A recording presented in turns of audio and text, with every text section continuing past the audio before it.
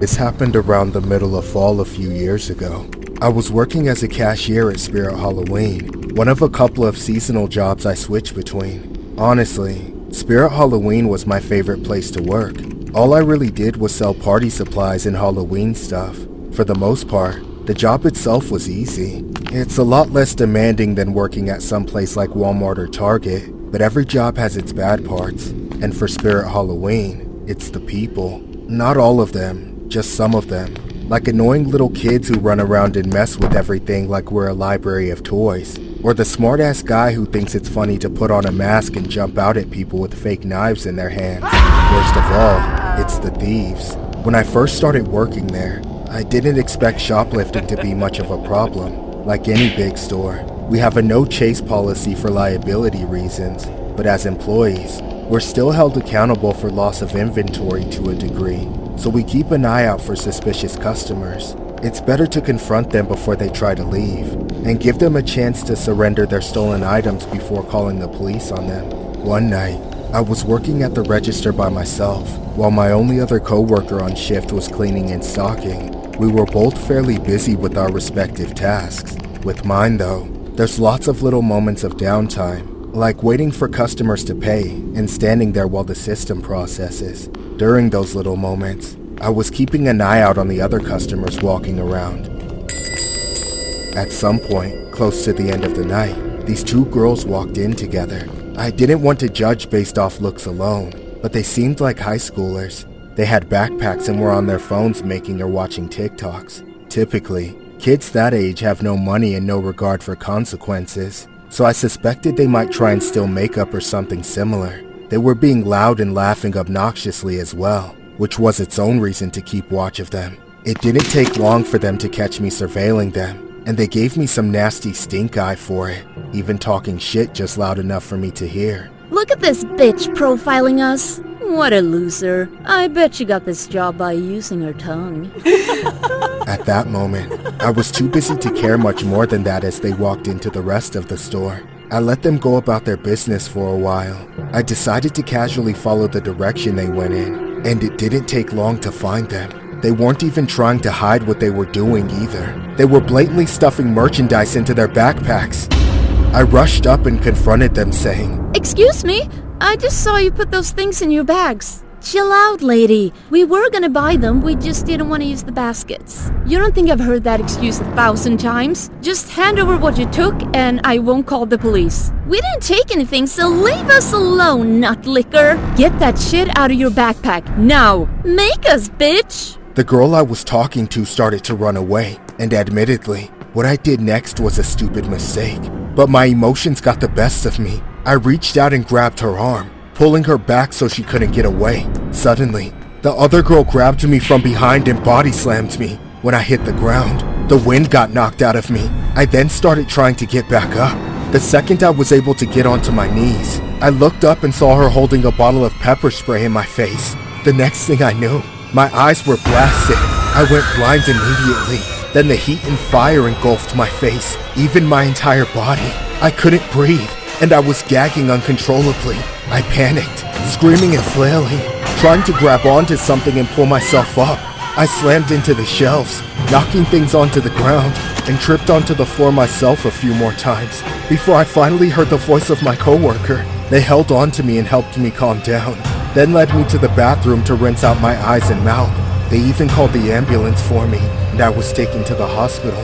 There were many more minutes of pure agony before I felt like I could see or breathe anywhere close to normal, and the pain persisted for hours afterward. But I did turn out okay, of course. By then, those girls had long since fled from the store, though it didn't take long for the cops to track them down and arrest them at their houses. The legal proceedings afterward were complicated by the actions I took, which were against policy, and their lawyers even argued that the assault was justified as self-defense because of them.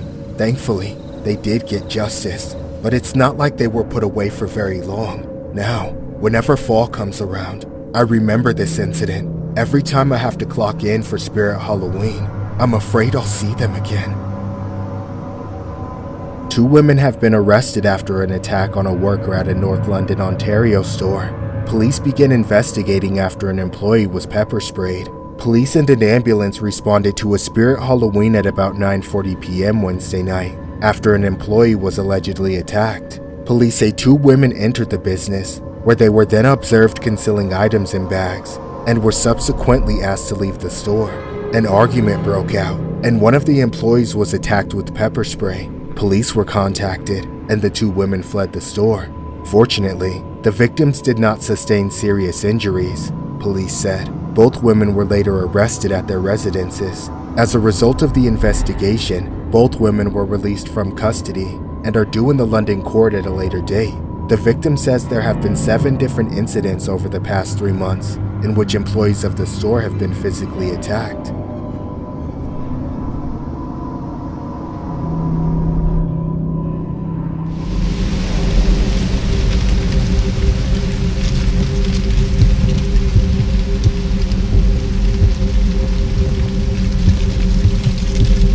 There are plenty of reasons to not like fall.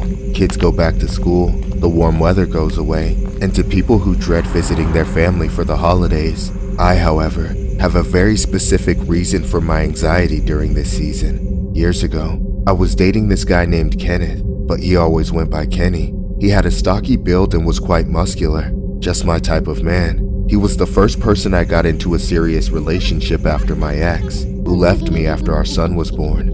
Unfortunately, the relationship eventually fell off.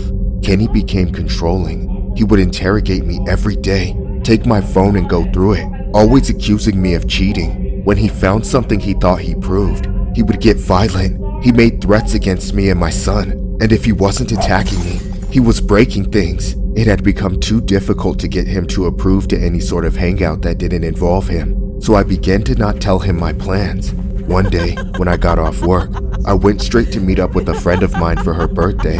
My son was staying over at my mom's place for the night, and Kenny was supposed to be working late, so I didn't think he'd even find out. After a few hours, I eventually got home, and when I opened the door, Kenny was standing on the other side of the door waiting for me. Bitch, where have you been? I was just at a friend's birthday, I swear! Suddenly, Kenny grabbed me and threw me inside. I panicked and ran into the bedroom. I started packing a bag for myself so I could stay with my mom. But then Kenny came in. He threw me onto the bed and tried to pin me down. I fought back, kicking and clawing like a wild animal, and was able to get out from under him. I was able to get out of the house and immediately drove to my mother's house. I hadn't told her how bad things had been between me and Kenny. That night, I sat there sobbing, confessing to my mother about the encounter I had with Kenny earlier, and all the bad shit he has done to me over the years. At that point, all we could do was call the police. I was reluctant because I was afraid of what Kenny might do, but ultimately did it. After an hour or so, Kenny got kicked out of my house, and I filed a restraining order against him. I also blocked his number as well as all his social media accounts, and even changed the locks, officially ending our relationship by all means. We were separated for a few weeks, but this was not the end. One night, I was watching TV with my son when I got a random text. It was an unknown number, but I knew it was Kenny. The first few words in the message confirmed it too. It read, "It's gonna take more than that to stop me, bitch." He was clearly trying to get back and get revenge. It just infuriated me that it had only been a matter of weeks, and he was already violating the restraining order. At first, I ignored the text, but a few seconds later, it started to ring. I was just trying to spend time with my kid and move on, and there was this asshole trying to ruin my life again. I couldn't believe I'd gotten involved with someone like him, but it was so much worse than I thought. What really made my heart sink was when I looked over at my living room window and saw Kenny standing right outside watching us. He had his phone in his hand and was smiling, having been out there for God knows how long. Let me in. Baby, go to your room and hide! I want to give that kid a little sibling, but I need your hole. Leave me alone, or I'm calling the cops! Kenny didn't listen. He went over to the door and started trying to break in. I got my taser from my bag. Then I went to my son's room where we both hid at. I ended up calling the police. Then I waited, listening to Kenny pounding on the door, literally shaking the walls of the house. If he got through, I was ready to do everything I could to keep him from hurting me or my son. As the minutes dragged on, it seemed like that would be the case, but then the pounding stopped. Outside, the police arrived and scared Kenny off.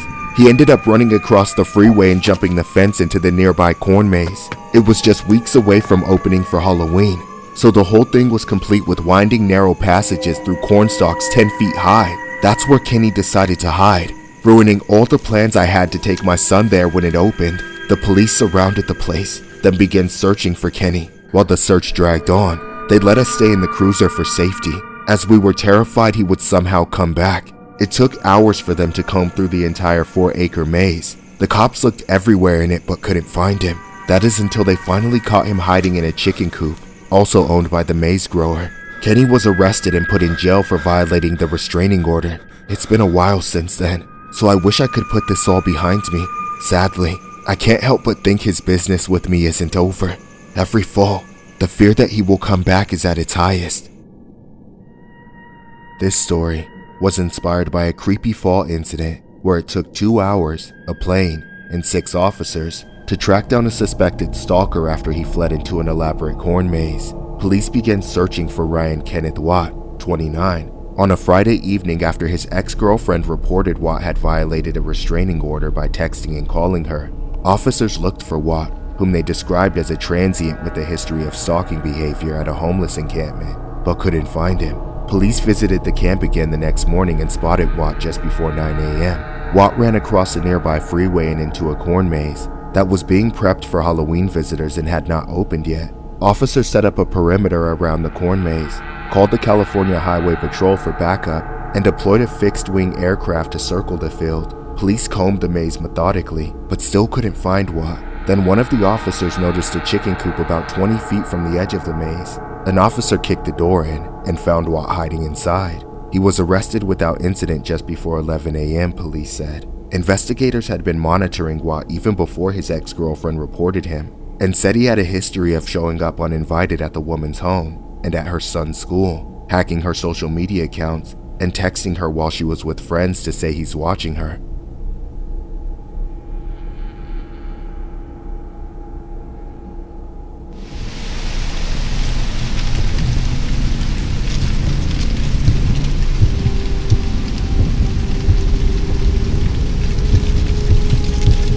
This happened in the fall of 2010. At the time, I was married to my wife, and together we were raising our daughter, Jennifer. Even back in those times, things were far from perfect. Jennifer had been dating this low-life line cook, Daniel. She called him attractive because he was one of the quote-unquote bad boys, but I knew he was no good for her, so I made them break up. And sure, Jennifer was pissed, but my wife and I knew she would eventually get over it. She was still dependent on us until she was through with school, and that's what I wanted her to focus on. Call me a stereotypical Asian father, but I knew what was best for my daughter. For a while, things were going great. Jennifer was getting good grades, and I never had to hear her talk about that Daniel guy anymore.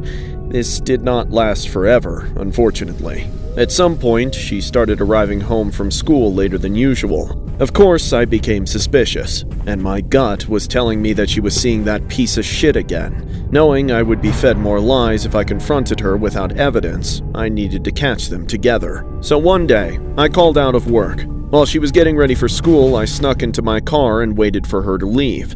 Then, I followed her, and just as I suspected, she didn't go anywhere near her school. In a blind rage, I got out of my car and pulled them apart, yelling, "Get your hands off my daughter, you scumbag!" Dad, stop! You can't do this! Shut up! I'll deal with your disgraceful ass when we get home. Don't talk down to her like that, bro! Show some respect! Respect? Bitch, I'm her father, and she's too young for you! I should call the police and have you arrested, pedophile! I then dragged Jennifer into my car and took her where she belonged, to school. I brought her into the front office, only to find out that she was no longer enrolled. Apparently, she hasn't been going to school that entire fall semester. Those stellar report cards she'd been coming home with were all fakes that she forged with Daniel. My head started to spin as I realized she'd been hanging out with him instead of going to school this entire time. My wife nearly fainted when I brought Jennifer home and made her confess. We had no clue what to do at that moment but to lock her inside a room so she could make no further mistakes. For those next few nights, our home was broken. We made sure Jennifer stayed in her room as we discussed our options. What kind of therapy or institution could put our daughter on the right track? One night, my wife and I were watching TV in the living room. The lights were off to hide our faces from each other. We just wanted to watch something nice, to get into a better headspace. Then there was a knock at the door, more a pounding than a knock. We looked over, confused out of our minds. It was almost midnight. Who could be disturbing us at such a late hour? I slowly got up and told my wife to stay put. Knew it had to be that piece of shit Daniel. But then, out of nowhere, the most disturbing, gut-wrenching thing I have ever seen happened before my eyes. The door flew open, and 3 men rushed inside with weapons, screaming and firing randomly. Suddenly, I got hit. I collapsed with the pain of the impact knocking me out of my own body. The next moments were a blur. Get down now! Where's the money at? Show us the money, bitch! Let go! Get out of my house! My wife wasn't even trying to run or fight back. She was in the middle of trying to tell them what they wanted, but in an instant, they killed her right in front of my eyes. Watching her get annihilated hurt more than any bullet ever could. The next thing I saw was all 3 of them working together to force my daughter down and tie her up. Then they started dragging her down the hall.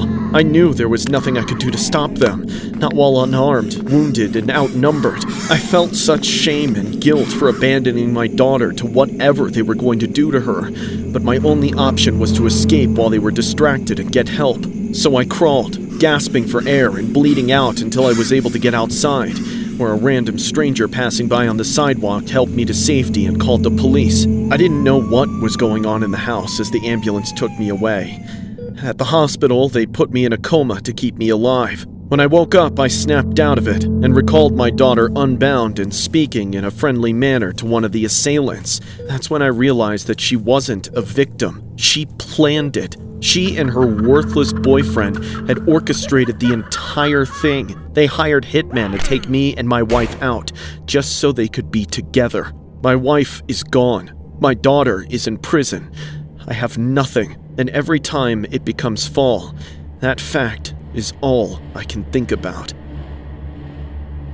This story was inspired by a notorious horrific fall incident that happened on the night of November 8th, 2010. A frantic 911 call went out from a family home in Ontario, Canada. The caller, a young woman named Jennifer Pan, told dispatchers that she had been at home with her parents when armed men forced their way into the house and demanded money. Jennifer said that the intruders tied her up, took out her parents, then fled. As Jennifer pleaded with the dispatcher to send help, her father, Hui Han, could be heard in the background, screaming in agony. He miraculously survived the onslaught and needed urgent medical care. Her mother, Bi Han, passed away instantly. Initially, the Pans appeared to be the random victims of a deadly home invasion, a shocking anomaly in their quiet residential neighborhood. But after more details emerged, it became clear that Jennifer knew more about what happened that night than she was letting on. Jennifer later confessed that she enlisted her then-boyfriend Daniel Wong to help her organize a plot to take out her parents. The murder was intended to look like a robbery gone wrong, assisted by 3 hitmen, David Myuu, Leonard Crawford, and Eric Carty, with Jennifer playing the part of a helpless witness.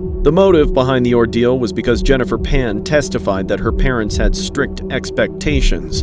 She and her parents had a particularly strained relationship after she confessed that she had lied about her education and about being in a relationship with Daniel Wong, which caused her to do what she did. Hui Han Pan testified for the prosecution at his daughter's 2014 trial, at which Jennifer was sentenced to life in prison, with the possibility of parole after 25 years. Wong and the other hitmen were convicted as well, and also received life sentences with their possibility of parole after 25 years.